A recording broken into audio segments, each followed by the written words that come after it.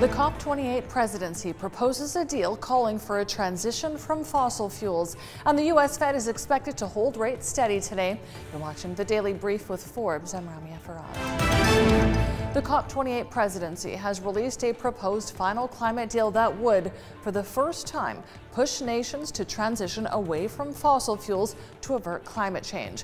The draft is meant to reflect the consensus view of nearly 200 countries gathered at the conference, where scores of governments want an eventual end to the fossil fuel era, despite protests from OPEC+ members.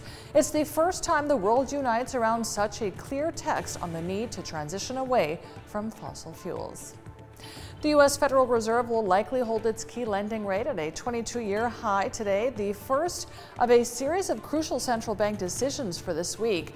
With a pause deemed extremely likely, attention is on the language of the Fed's decision, along with its accompanying economic forecast. The Fed has a dual mandate to lower inflation to its long-term target of 2%, while also tackling unemployment.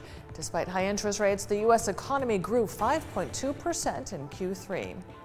Pfizer says it expects to complete its $43 billion acquisition of cancer-focused biotech company Seagen tomorrow, after clearing key regulatory hurdles.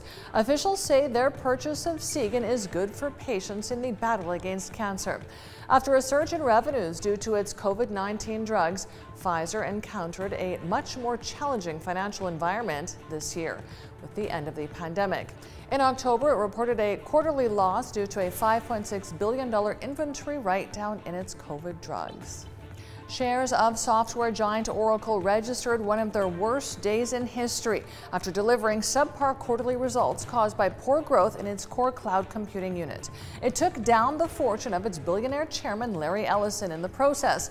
Oracle stock sank 12.4% to $100 overnight, recording its second largest daily drop this millennium.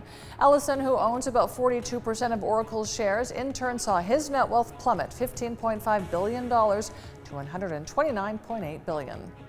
SpaceX says it's postponing today's launch of the U.S. military's X-37B robot spaceplane on its 7th mission to orbit.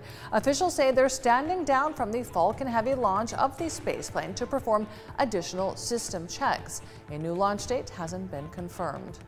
And Australian police have charged a man living in suburban Sydney with sending 17 million scam text messages.